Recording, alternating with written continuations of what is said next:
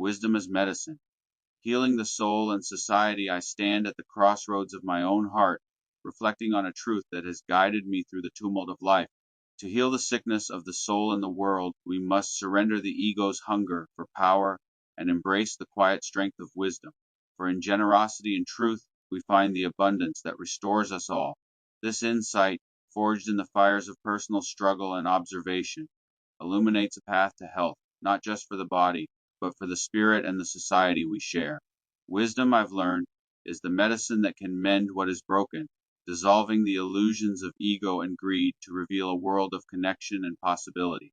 The sickness I speak of is rooted in the ego, that restless voice within us craving control, recognition, and power. It's the part of me that once believed I could fill an inner void with status or wealth, only to find it bottomless. I've seen this in others too, friends, family, strangers, who manipulate or hoard to mask their insecurities, their lives shaped by a sense of lack. This ego, this longing to bend reality to our will, is the essence of what we call evil, not a shadowy figure, but a rebellion against the natural order, a refusal to see ourselves as part of a greater whole. Wisdom counters this by teaching humility, showing me that true strength lies not in dominating others, but in mastering myself. It's a medicine that soothes the ache of wanting, replacing it with the peace of giving. I grew up around people who wore their egos like armor, using sharp words, subtle lies, or intimidation to shield their fears.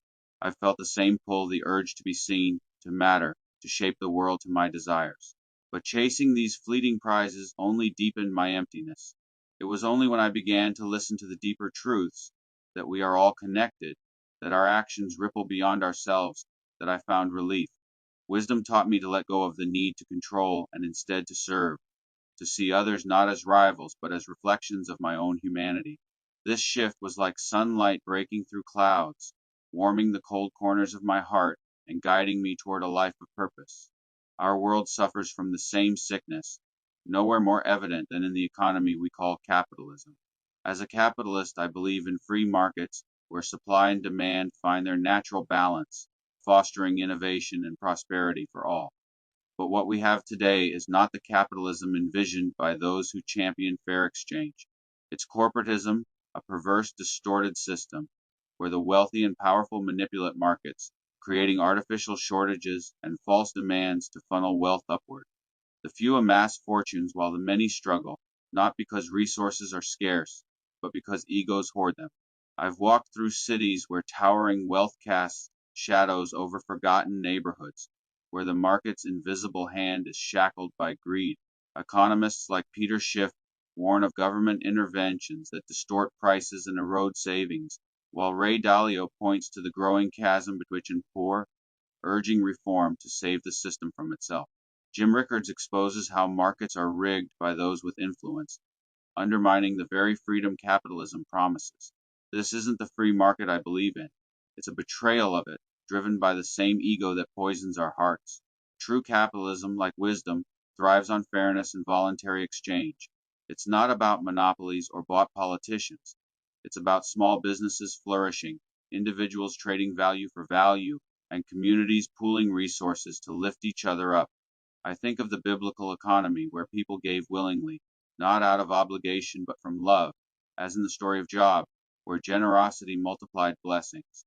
Wisdom tells us that the universe rewards those who align with its truths, give and you shall receive, sow kindness and reap abundance. Yet today we hoard, driven by a fear of scarcity that corporatism perpetuates. I dream of a return to true free markets, where the playing field is level, where lobbying and cronyism are dismantled, and where innovation serves the common good, not just the elite. This is the health we can restore, not through force, but through collective will, rooted in the understanding that we thrive together or not at all. Healing begins within, with the courage to face our own shadows. I've caught myself judging others too quickly, assuming I know their story based on a glance or a word.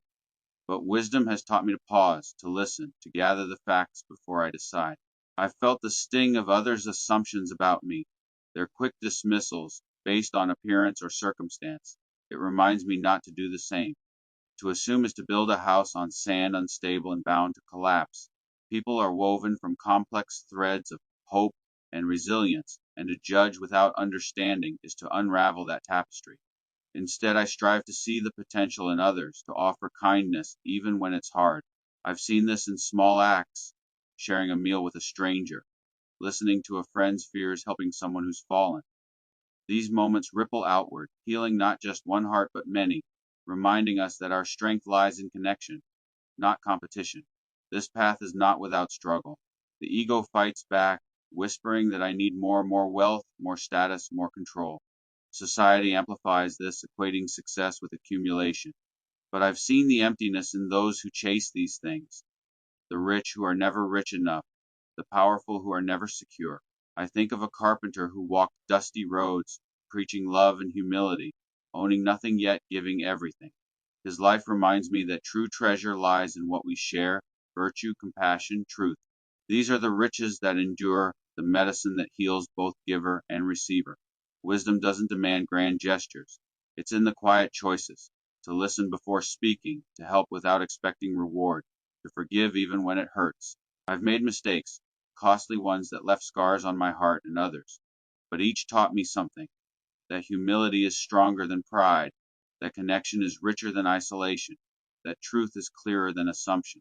I've rushed to judgment only to find I was wrong, and I've learned it's wiser to wait, to observe, to understand. Like walking into a forest without a light, assuming there's no danger. I've stumbled when I could have tread carefully. Wisdom is that light, guiding me to see clearly, to act justly, to live fully. The world doesn't lack resources, it lacks wisdom. We've never left the garden, not really. The earth still offers its bounty, enough for all if we'd only share it. But ego builds walls, convinces us there's not enough, that we must take before others do. I envision a different way, a brotherhood, a sisterhood, where we work as one, not for personal gain, but for collective good. I've seen glimpses of this in communities that unite after hardship, in friends who share without counting the cost, in strangers who offer kindness without reason. These moments are medicine, proof that we can heal if we choose to. To heal, we must return to what is true, that we are not separate, not lacking, not alone.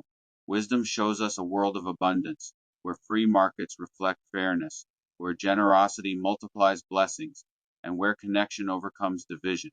I've felt this healing in my own life in moments when I've chosen love over fear, truth over assumption, service over self. I've seen it in others, in the quiet strength of those who give without expecting return. This is the medicine we need, the path back to health for ourselves and our world. Let us walk it together with open hearts and clear eyes, knowing that in wisdom we find not just healing, but home.